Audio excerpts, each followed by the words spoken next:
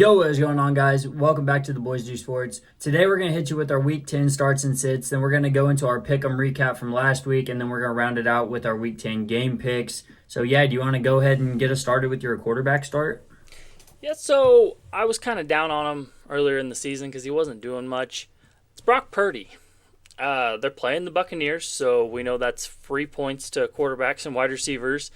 They allow the most fantasy points per game to quarterbacks. And Purdy's coming off of 3 straight weeks of 20-plus fantasy points. And I figured this offense will look really good coming off a bye week, letting Kyle Shanahan prep for 2 weeks, essentially. Yeah, I'm surprised you would even get anywhere close to Purdy considering how you feel about him. But, yeah, that's kind of funny. My start for the second straight week is going to go ahead and be Kirk Cousins, man. He's playing against a terrible Saints team that just got rid of their cornerback one to the Washington Commanders. Last week, only threw for 222 yards, but he did put up 3 touchdowns. That's huge numbers for Kirk. I love it. I think he's going to continue the momentum. I really like how this Falcons offense is looking, man. Kirk was always a good one to throw in there, especially they're playing in a division that's really just not great against the pass at all. So a lot of good games in there. Especially the Saints without Marshawn Lattimore, man. Yes, It's probably going to be a big day for Drake London, too. Yeah, Saints are throwing in the towel. Yep. Yeah, if Drake Big London's time. healthy. Let's not forget that. Yeah, that's true. My start at running back is Tyrone Tracy Jr. He has firmly taken over this backfield with a 72% snap share last week, even with Singletary healthy. And they're playing the Panthers in Germany, and they allow the most fantasy points per game to running backs by a lot. Like a lot. And he's had 16 or more rush attempts in 4 of his last 5 games. So didn't realize they've been using him like that for 5 weeks now, but Yeah. it is. Yeah, Tyrone Tracy is the running back one. After his blow-up game in Seattle, he's just been our bell cow, dude. I love watching him. He runs like an absolute fucking madman. It's awesome to see. I would have went with Tyrone Tracy, but I kind of just had an inkling that I don't know. I'm nervous about him. Just still, I don't know why about starting him. I hate split backfields. That's just me, though.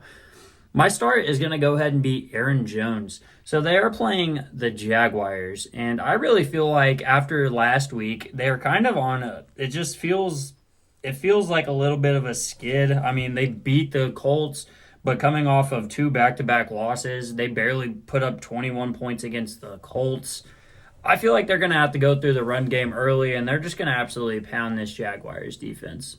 Yeah, I like Aaron Jones a lot. Rest of season, too. Really getting Cam Akers has been really good. Cam Akers has been good on the opportunities he's been given. It's just that he hasn't been given enough opportunities. I am worried that down the line, Aaron Jones might lose some of the snap share to Cam Akers because Cam Akers still looks pretty good whenever he gets the ball. Yeah, it's that's crazy. just how it is. Crazy to think that he got traded to the Vikings last week. And he was barely picked up to the Texans practice squad. Yeah, Showed out in preseason, made the team, gets traded for an actual draft pick. It was wild, man. Yep. Wild time. and then looked good Sunday night. It looked great. Yeah. Yeah, I was like, Aaron Jones looks a little weird, and I was like, oh, that's not Aaron Jones. Man, that's Cam Akers. Man. Yeah, my start at wide receiver is Brian Thomas Jr. The Vikings allow the second most fantasy points per game to wide receivers. And Thomas just played a season-high 91% of snaps last week without Christian Kirk and Gabe Davis in the lineup. I don't know if Gabe Davis is coming back this week. We know Christian Kirk's not coming back. And he has 5 touchdowns already this season and 4 games with more than 85 yards. Yeah, Brian Thomas Jr. has been my guy. He's been probably the most consistent wide receiver on my team, on my redraft team anyway. It's been looking all right. Hopefully he still has a good week. I hate this fucking Jaguars offense, man. My start at wide receiver is going to be Ladd McConkey and or Quentin Johnston, whichever one that you have. They're playing the Titans. The Titans' defense is terrible. I really think that, especially after last week, it really looked like the Chargers got it going. They put up, 27 points on a decent Cleveland defense. I mean, they're not amazing, but they do hold their own in most places. But it looked like Justin Herbert was absolutely tearing them apart. Quentin Johnston went for like 100 and some odd yards. Ladd McConkey went for like 70. I really like this matchup. Yeah, I don't know. The Titans have been pretty tough against the pass. Then 52 it's points. just they keep them. I guess it's just more or less low scoring games. But 52 points. Yeah, I don't know. Lions put up 52 points. But yeah, but that's the Lions. The Lions are 52 points. The Lions are, I mean, Titans defense arguably sucks. the best offense in the league. Oh, they're nasty. I'm just saying, bro. I don't know. All right. 24, 30, 12 against a hurt Miami team. Doesn't really count. 20, 34, 52, 17. Who did they play last week? Patriots or something? They played the Patriots. Yeah. So their two good defensive showings have been against bad teams. Yeah, and the Chargers are not a bad team. No, that offense is looking good. Yeah. I'm just saying I like the matchup. Yeah. That's all. My start at tight end is Thursday night, Mike Gesicki.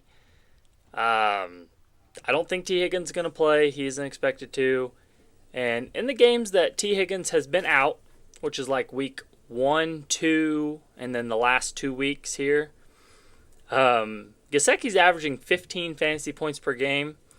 And Eric All, the rookie that was supposed to come in and be good, and he was looking good. Is now out for season, which was very under the radar. Didn't see much about that. And so that lets Gesicki just be wide open without T. Higgins, without Eric All. And I figure this can be a really high-scoring game. Yeah, I would just literally asked you about that before we got on here. The last time they played, literally like over under like 90. It was insane. There was so much offense being played in that game. I think every offensive prop that was even out there hit. Crazy game. Hope that's the same thing tomorrow. I feel like Amazon does have a curse on football. Like they're bad. Every time anybody plays on Thursday Night Football with Amazon, it's just a terrible game. So maybe we'll actually have a shootout for once. I hope so. We'll see. My tight end start, I think for the third week straight, we're going to go with Cade Otton. So I feel like obvious at this point, yes, you're going to start Cade Otton, but this week it's against the 49ers, so that might scare people away. I'm not terrified of the matchup at all. Baker's not scared of the 49ers. He's going to go in there and probably try and win the damn game, and he probably can at home. I don't trust this 49ers team. I really like what I see from the Buccaneers. Cade Otton is the red zone guy for Baker Mayfield. And it looks like he's just the workhorse guy for the entire offense anyway. So, and Baker's getting rapport with these wide receivers that are out there now. Sterling Shepard looked like his 2020 self. It was awesome. I had a lot of fun on Monday. Yeah, no, Baker's going to bake. I like it a lot. So getting to our sits at quarterback, I say that we sit this guy every week almost. It's Kyler Murray. He dicked me last week. I can tell you that. The Jets allow the fourth lowest amount of fantasy points per game to quarterbacks, and Kyler just dropped a 4-point game against the Bears for his third QB 24 or worse finish. And I started him in all 3 of those times. And I have not started him in his last 4 20-plus point games. Playing that fucking whack-a-mole. I miss. I'm going to leave Kyler on the bench until after their Week 11 bye because after that it actually looks pretty good.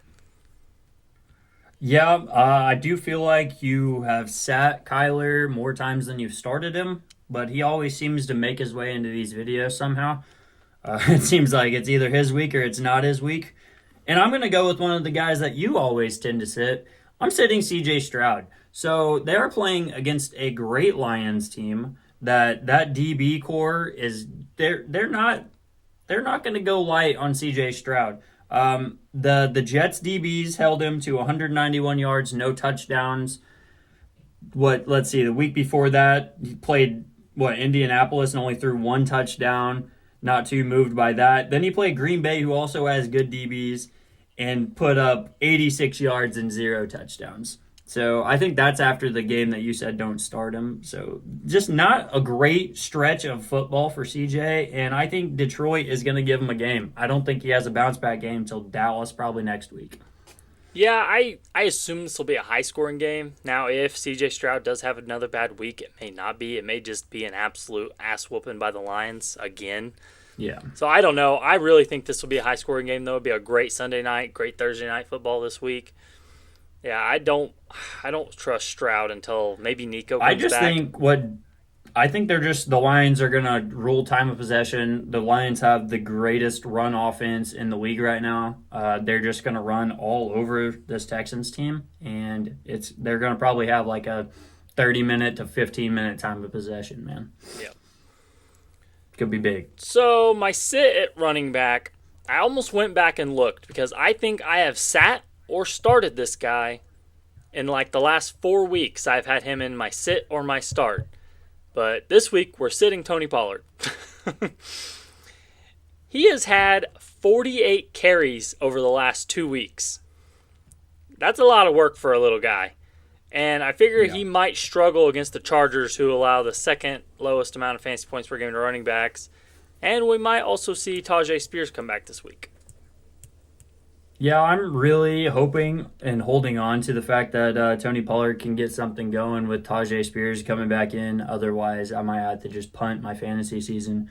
But it is what it is. I hate this matchup this week. It's going to be tough. I really hope Brian Robinson Jr. comes back. Otherwise, I'm going to be forced to start Pollard.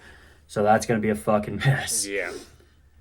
My sit, a running back, is going to be the exact same as last week. We got Javonte Williams playing a stingy-ass Chiefs defense. This Chiefs run defense is nuts. They held Bucky Irving and Rachaad White to like under 30 yards. It was just insane. I think the third option, he started getting some work because nobody else could get anything going. You could literally see Todd Bowles just be like, all right, go. Somebody's got to get me 5 yards. Nobody got him 5 yards. So, I think Javonte Williams gets absolutely shut down. Hopefully Bo Nix still has a good week. I love seeing that kid work. I do like seeing Bo Nix do well. Catching a touchdown last week. Receiving touchdown Awesome. last week. Incredible. Awesome. I love what Sean Payton's doing there. Oh, yeah, man. Cool shit. At wide receiver, my sit is Michael Pittman Jr. I think he was drafted as like a top 12 or top 15 wide receiver. And the Bills allow the fifth lowest fantasy points per game to running back or to wide receivers.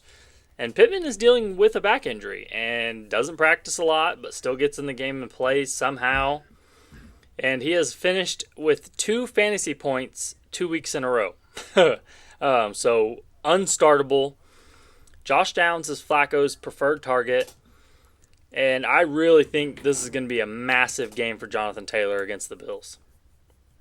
It has to be, otherwise that game's going to be out of proportion by halftime. Yeah. So if he doesn't get anything going, this one's going to be over quick. My wide receiver sit, I was having a really tough time finding a matchup that I absolutely just hated. But I found one that I feel like somebody is just going to be out there and bite for. Demarcus Robinson. All right, he has 5 touchdowns in the last 4 games. Don't bite, dude. He has 2 touchdowns in his last 2 games, like 2 apiece. He has 4 touchdowns in his last 2 games. Literally, just don't bite. Puka got ejected last week. Cooper Kupp's back 100%, not getting traded. They're both going to be in the game. They're both going to get the work. Do not bite at the bait, dude. The numbers look great, and it looks like, oh yeah, you have to start him. He's been scoring like 20 a week. Don't start him. Like, it's over. The Marcus Robinson run is done. Yeah, and I don't want to start him. I don't even want to pick him up anywhere. That's why he wasn't on my waiver wire thing. But you know what's weird? Kupp and Puka were gone. First, 8 weeks? Yeah. Nothing from Demarcus Robinson. Nothing. Yeah, and then they come back, and all of a sudden, remember touchdowns, last year when they lost Puka and Kupp for a little while?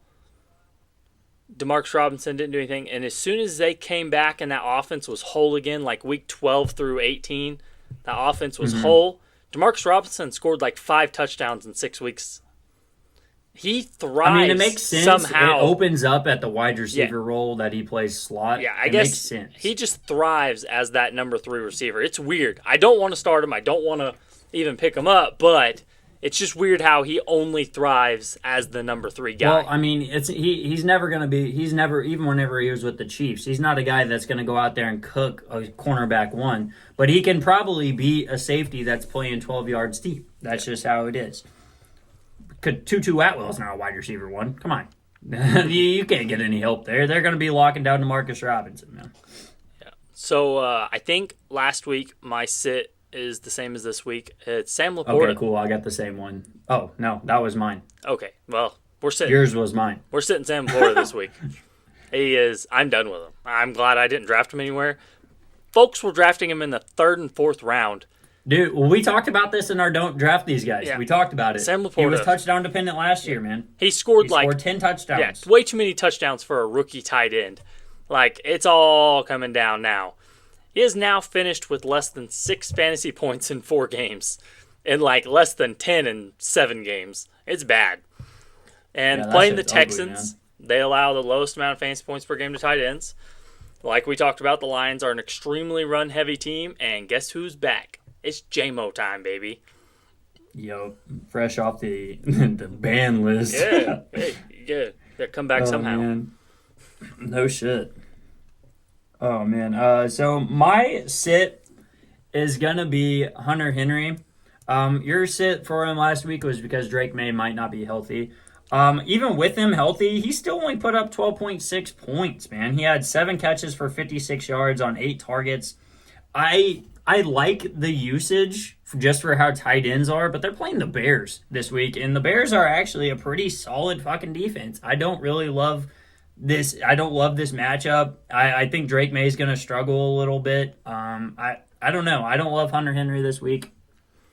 Yeah, Yes, I don't really love Hunter Henry at all, but I do like his situation moving forward. I just don't like this matchup. Yeah, I mean, last week he had a pretty good week. 12 points out of tight ends. Pretty good. Yeah, I mean, that's serviceable. Yeah, but yeah, this week against the Bears, I could definitely see That's a stingy defense. I could see man. I don't both like it. teams struggling, honestly. Like, Yeah. I almost wanted to do DeAndre Swift as my start against the Patriots' poor run defense, but I don't know. I could see both teams really struggle this week and just have a terrible So I'm saying this game could be like 10-3. Yeah. Man. I don't know. We know We'll how see these it goes. Patriots can do. Mm-hmm. But yeah. Also know how these Bears can refuse to put up points sometimes. So yeah, that's our starts and sits of this week. Do you want to hit us with our pick 'em recap of last week? So last week you went 8-7. Yep. I went 11-4. So that Keeping it chugging. puts me at 90-48, and you at 73-65. So still positive. Dude, okay, hold on. Am I fucking crazy here? I just looked at last week real quick. What happened in this Cardinals-Bears game? Yeah. Who scored? Oh, okay, there's the touchdowns rolling in. I was like, dude, what the fuck? All rushing, no passing.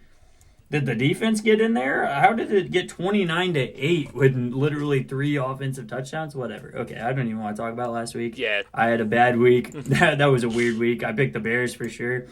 Whatever. Yeah. So you're way over 500. I'm still skimming. You're still skimming swimming. 500. As long as you stay above 500, I think we'll be all right. That's what I'm saying. My credibility is still intact. I also do take a little bit riskier plays sometimes. You do. That's just how I Well, get especially down. when you get behind early, you got to start taking risk plays. I got to start taking some shots. The Buccaneers almost won that game. That was my riskiest play last week.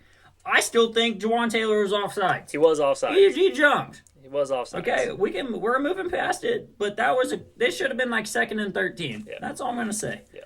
Anyways, let's go ahead and jump into Thursday night football. Bengals Ravens. I have a feeling you're gonna pick an upset here. No, I am going to go Ravens, but I do want to see the Bengals win. I really like this. I like the Bengals team, but I just don't think they can beat the Ravens. I'm also taking Ravens, but I am hammering Bengals +6. Yeah. I really love that. I think 6 points is way too much. I get the Bengals are under 500, but this offense is starting to fucking click. Mm-hmm. Chase Brown looks awesome, just like we called Yep. in the earlier videos of the season. We Uh, thought he would take over probably much sooner, but whenever he finally did, it's looking great. Yep. Sunday morning, I will be up at 7 o'clock, Sir. ready to watch this Giants-Panthers game in Germany. I'm taking my G-Men to beat the dog shit out of them. We're 6.5-point favorites. That's what I'm talking about. Yep. Giants all the Fuck way. Panthers. Giants all the way. Yeah, we're gonna be 3-7. Let's go. It's a big day. Patriots Bears. We just talked about this one. I'm hammering the under for sure, but I'm taking the Bears. Yeah, hang on just a second. I am. Everything just screwed up.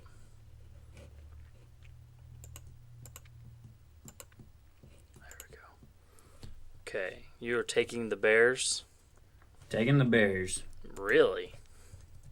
and hammering the under Yeah. 39. The under's definitely going to hit. I'm taking Patriots. I think Patriots win this game.